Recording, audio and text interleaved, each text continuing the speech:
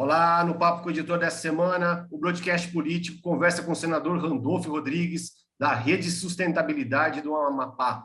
Senador aí que é vice-presidente da Comissão Parlamentar de Inquérito da Covid, é um dos políticos aí mais batalhadores do Congresso. E ao meu lado a gente tem Matheus de Souza, repórter do Broadcast Político. Muito obrigado, Matheus, e muito obrigado, senador. Muito bem-vindo e muito obrigado pela gentileza de aceitar o nosso convite. Satisfação, Gustavo, Matheus, é toda minha estar com todo o público do Estadão. É um prazer estar aqui.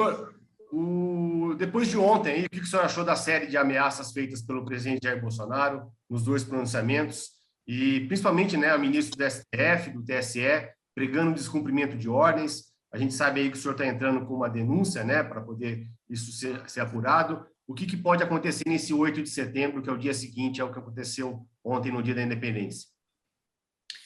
Bom, primeiro, as expectativas todas do senhor Jair Bolsonaro ontem foram frustradas. Eu acredito que ele imaginava fazer um grande carnaval para legitimar a intentona golpista dele. É importante, Gustavo e Matheus, que nós tenhamos consciência de duas coisas. A primeira delas, Jair Bolsonaro, ele não está mais em campanha eleitoral, ele não está mais em busca de governabilidade para o seu governo. Ele já desistiu sobre isso. Ele está em campanha para buscar algum arrimo para o golpe. E até agora não tem conseguido. E, creio eu, se Deus quiser, não conseguirá. O segundo, ontem eu acredito que, em definitivo, o governo de Jair Bolsonaro acabou. Falta agora somente sepultar esse cadáver insepulto que nós temos hoje, que é Jair Bolsonaro e o seu governo, e sepultá-lo afastando-o da presidência. Porque ele e o seu governo se tornou uma espécie de, como já disse aqui, de cadáver insepulto que leva todo o Brasil para a cova. Veja, ele não se atém mais à arte e à necessidade de governar, de enfrentar os problemas, de conter a inflação, de fazer qualquer tipo de reforma econômica, política que o país... Ele não tem mais condição nenhuma de governar. Vai passar este 1 ano e 4 meses que resta de mandato tensionando o país a todo instante, criando estresse, criando instabilidade. Enquanto isso, o número de famintos é de 19 milhões, vai aumentar para 20, 21 milhões. Quem está na classe média vai descer para as camadas sociais mais baixas. O desemprego é de 14 milhões, pode piorar, é de 14 milhões de brasileiros, tende a piorar. A inflação já é a maior da história do Plano Real, tende a deteriorar mais ainda. A taxa de juros, para conter a inflação, terá que aumentar. O nosso produto interno bruto foi o que menos cresceu dentro da OCDE no último trimestre. O país vai derretendo ambientalmente, socialmente, economicamente, politicamente. Então, hoje era importante que todas as forças do país, políticas, econômicas, todas compreendessem em definitivo, passou a ser uma questão de sobrevivência do país. A saída de Jair Bolsonaro, a continuação dele no governo, é uma espécie de cadáver insepulto que está levando todo o país para a cova. Bom dia, senador. E com relação a essa reunião do Conselho da República, tem como prosperar ou isso foi uma fala apenas para a plateia bolsonarista do presidente? Olha, seria bom, Matheus, que ele chamasse, porque, veja, mais de 2/3 desse conselho, com certeza, aconselharia ele, no mínimo, a renunciar. Seria esse o resultado da reunião do conselho. Dá uma olhada na composição do Conselho da República toda, de quem dela faz parte. Imagina o Jair Bolsonaro reunido com Marcelo Freixo, com Renan Calheiros, que é o líder da maioria do Senado. Foi uma fala dele dita, e vamos combinar uma outra coisa. Quem quer dar golpe de Estado não convoca o Conselho da República. O problema é que nós temos, na presidência da República, um bravateiro criminoso. Só que é um bravateiro criminoso que está com um canhão nas mãos, que é a palavra do presidente da República. Só o fato de você estar me perguntando e nós estamos falando aqui sobre algo que deveria ser sério, que é a convocação do Conselho da República pelo presidente da República, mostra o disparate e a situação quase kafkaniana que nós estamos vivendo hoje, né? Nós estamos refém de alguém que não tem mais estabilidade emocional. Eu não vou chamá-lo de maluco, porque isso assegura imputabilidade.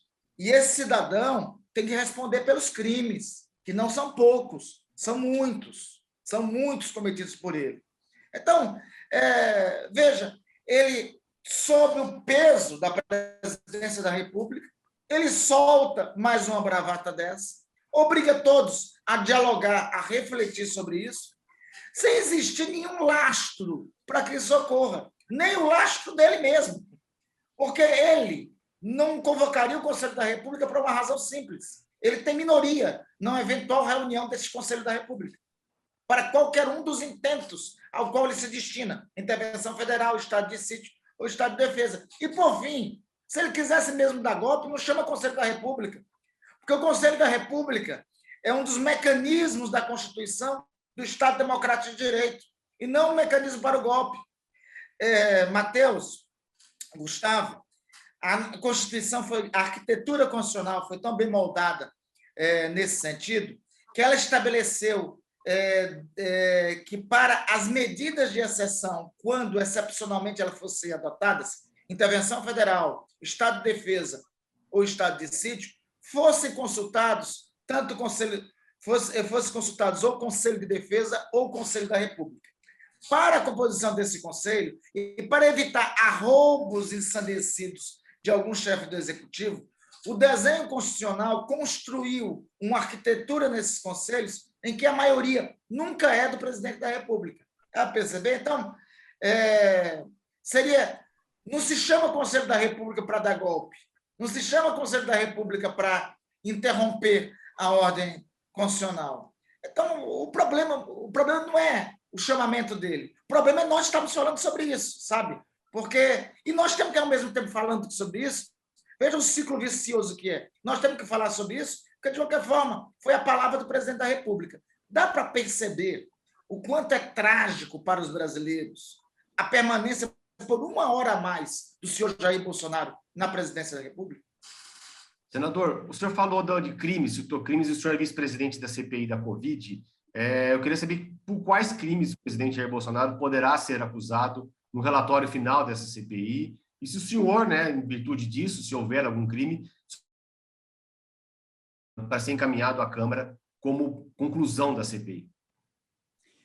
Gustavo, o relatório final da CPI deverá apontar três naturezas de crimes.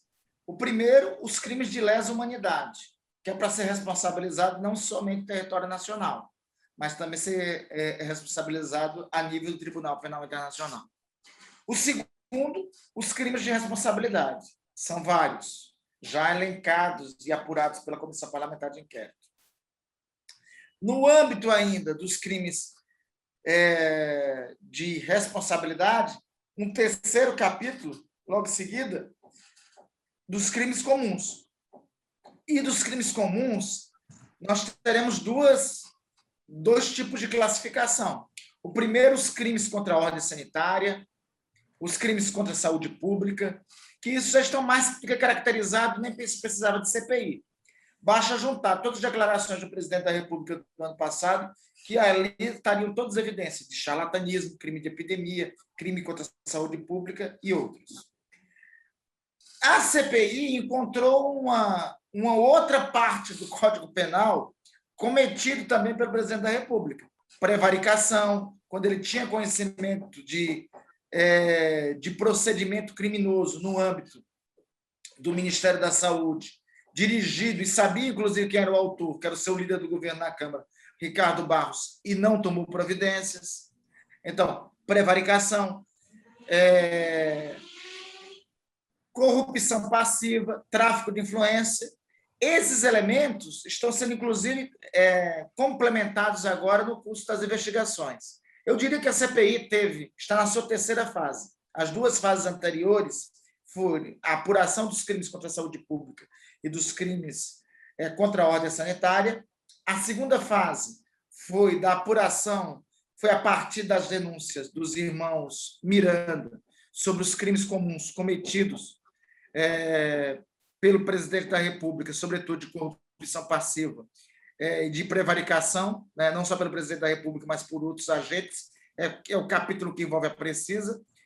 E o terceiro é que nós estamos apurando agora, e vamos aprofundar na semana entre 15 e 18, quando a CPI for retomada, é da natureza dos lobbies que atuaram em favor de interesses privados no âmbito do Ministério da Saúde. Perfeito. E, senador, o senhor vai assinar um pedido de impeachment para ser protocolado na Câmara com as conclusões da CPI? Esse pedido, naturalmente, não será subscrito por um senador. Esse é uma comissão parlamentar de inquérito. Eu acho que, fatalmente, a comissão parlamentar de inquérito vai apontar uma série de crimes de responsabilidade cometidos pelo presidente da República.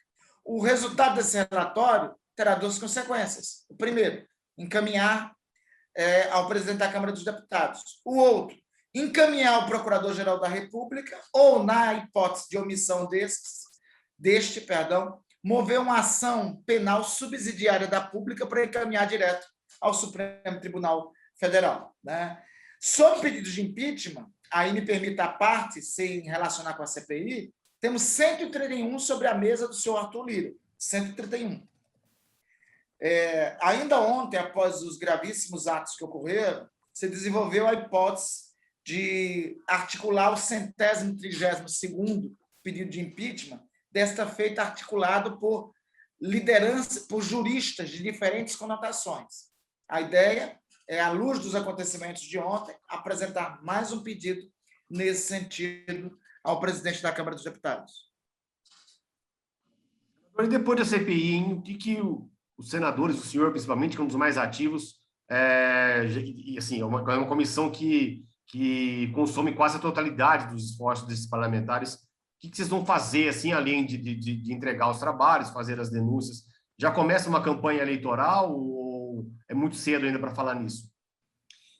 Gustavo, eu evitei antecipar qualquer calendário eleitoral, principalmente para os membros da Comissão Parlamentar de Inquérito. E nós estabelecemos, pelo menos nós que estamos nesse grupo de 7 senadores que compõem a maioria da CPI, evitamos adiantar qualquer possibilidade de calendário eleitoral. Eu sempre descartei qualquer eventualidade, no meu caso, de apresentação do meu nome para qualquer candidatura, e essa posição não é só minha, repito, é uma posição desse campo que compõe a maioria da Comissão Parlamentar de Inquérito. Eu acho que, independente da eleição do ano que vem, a gente tem uma emergência nacional hoje. O Brasil vai dar muito trabalho reconstruir esse país depois de Jair Bolsonaro. O fundo do poço, sempre a gente encontra outro alçapão toda vez que a gente o encontra. Né? Então, vai dar muito trabalho. E quanto mais tempo ele ficar no governo, ele continua puxando todos nós para o fundo como se fosse uma âncora desgovernada. Então, independente de eleição, eu acho que tem um desafio maior para qualquer agente público nesse momento, que não é eleição, que não é e não pode ser eleição. O desempenho maior de qualquer agente público, qualquer liderança política nesse momento, deve ser 2. A defesa da democracia, a reconstrução nacional com a retirada de Jair Bolsonaro do governo. Perfeito. O senhor comentou que, independente da eleição, temos assuntos mais importantes para discutir, mas eu gostaria de insistir um pouquinho nesse tema e perguntar se a rede insistirá em outra candidatura para Marisa Silva ou pode compor uma chapa de Ciro Gomes, por exemplo, para as eleições de 2022. Matheus, a Marina não será candidata a presidente da República. O nome dela está, assim, primeiro, é um motivo de muito... nós sempre agradecemos muito a possibilidade de conviver no mesmo partido de alguém com a personalidade, com a liderança e do que representa para o Brasil e o mundo alguém da estatura de Marina. A Marina tem dito para nós que não tem pretensão de candidatura à presidência da República, mas está à disposição a ajudar a rede a um dos grandes desafios que ela vai cumprir no ano que vem, que é o da superação da cláusula de barreira. Então, ela tem que se colocar à disposição. Quanto à nossa prioridade enquanto partido político nesse momento, também é muito parecida com a que eu apontei. Nós achamos que antes de cuidarmos das eleições de 2022, de adentrarmos na pauta das eleições de 2022, nós temos que buscar tirar o país desse fundo do poço que se meteu, né? Assim, juntar as forças políticas. Se a única alternativa for, no final, somente tirar Jair Bolsonaro através das eleições, o que eu repito para vocês, terá um danoso e alto custo para o país, altíssimo custo para o país. Mas, se for essa, o nosso caminho vai ser juntar com todas as forças políticas de quaisquer campos para poder apear esse cidadão do poder e começarmos um trabalho de reconstrução nacional que também não será fácil. O senhor acha que quaisquer campos, senador, poderia juntar aí assim, inimigos históricos como PSDB, PT? O senhor caminharia, a rede caminharia para qual lado? Para tentar trazer esses campos ou no eventual segundo turno ou já no Nós estamos empenhados em juntar todos, Gustavo, nesse primeiro momento. Por exemplo, ainda ontem, de um fórum de lideranças políticas pelo impeachment, um fórum muito amplo, que reúne organizações de direita, de centro, de esquerda, de todo o espectro político, e defendemos, e deverá ocorrer, concomitante com o encerramento dos trabalhos da Comissão Parlamentar de Inquérito, um grande ato público que reúna forças políticas das mais variantes posições e que reúna do PSDB ao PT, que reúna Fernando Henrique e Lula, que reúna Dória e Ciro Gomes, que reúna o MBL e a CUT. Nós temos que fazer isso para esse mês, tentar construir um grande ato político que coloque no mesmo palanque MBL e Central Única dos Trabalhadores, União Nacional dos Estudantes e União Geral dos Trabalhadores, né?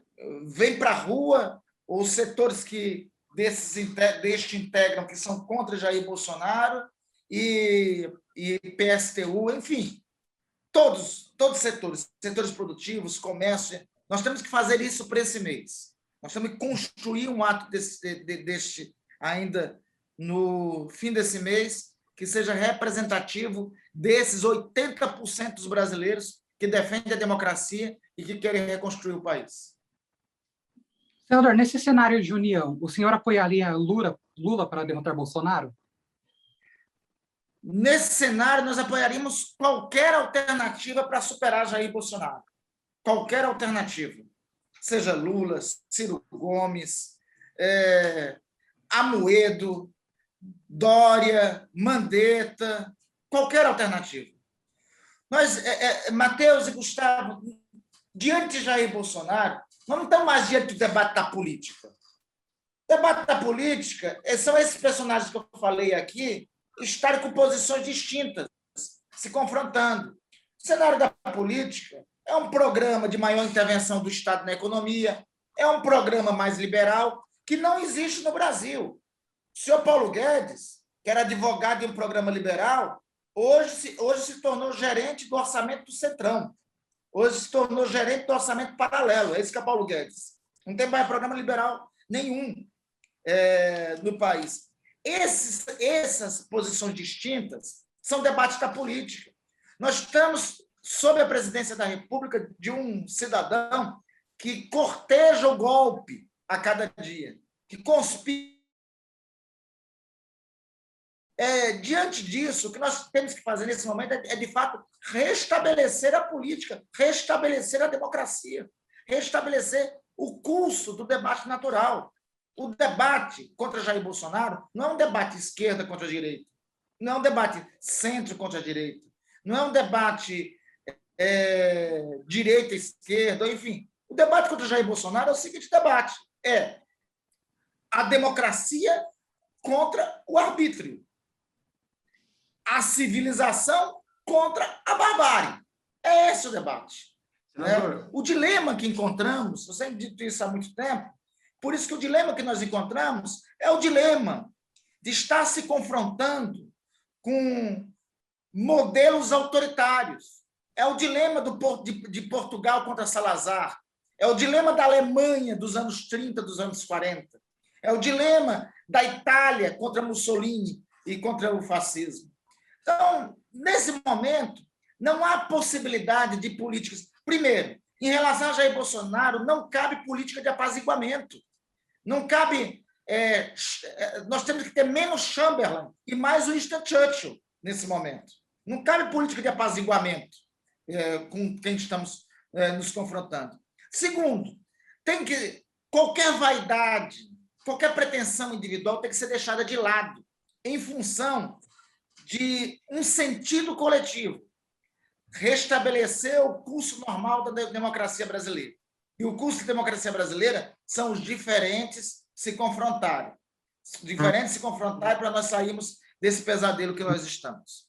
Senador, já que o senhor falou na sua resposta anterior aí a questão econômica, citou o ministro Paulo Guedes, né? Eu queria fazer uma última pergunta, fazendo essas questões de tramitação burocrática no Congresso, que é a questão do orçamento, né? Os precatórios aí estão em 89 bilhões de reais, que é um gasto obrigatório. O Bolsa Família está em 35 bilhões de reais, que é um gasto também quase obrigatório ou necessário. O governo quer diminuir o patamar dos precatórios e aumentar o do Bolsa Família, mas não conseguiu nenhuma coisa nem outra até agora. A gente vai chegar no final do ano sem mexer em nada disso, pelo desenho que está sendo feito do orçamento? Gustavo, eu acho difícil encontrarmos uma solução para isso, pelo conjunto, exatamente pela crise política que o próprio Jair Bolsonaro aprofunda. Veja, houve uma decisão judicial. Decisão judicial, na democracia, não se discute, se cumpre, se recorre. Essa decisão judicial foi tomada em última instância, qual seja, no Supremo Tribunal Federal. Quem é que poderia estabelecer um diálogo sobre a gradação em relação ao pagamento dos precatórios? Seria o diálogo, seria o cumprimento do princípio que está no artigo 2º da Constituição. Poderes funcionando independentemente e harmonicamente, né? Seria um diálogo com o Supremo Tribunal Federal, com o Congresso sobre isso. Agora, me diga sinceramente, depois de ontem, há alguma possibilidade de... Até uma hora dessa que eu estou falando com vocês, tem um monte de caminhão lá cercando o Congresso Nacional. Tem um monte de gente ainda lá, tiveram pelo menos 5 tentativas de invadir a sede do Supremo Tribunal Federal. Isso depois que o ministro Fux, presidente do Supremo, advertiu que qualquer avanço sobre o Supremo, ele chamaria GLO, Garantia de Lei de Ordem. Então, até essa hora, isso está acontecendo. O presidente do Congresso me telefona ontem para dizer quero te consultar sobre a realização de sessões do Senado, quarta ou quinta, porque não tem condições de segurança aqui. Veja o nível que chegamos. Então, como se estabelece um diálogo sobre precatórios diante desse ambiente, diante desse clima? Então, o próprio governo, por isso que eu comecei essa conversa com vocês, Gustavo e Matheus, dizendo nós não temos mais um presidente da República. O governo de Jair Bolsonaro já acabou.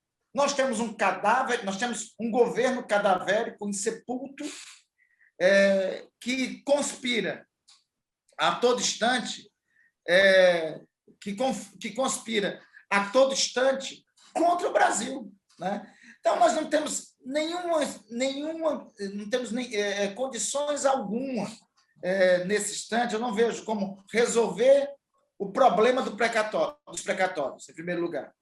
Em segundo lugar, nós temos hoje, na prática, 2 orçamentos.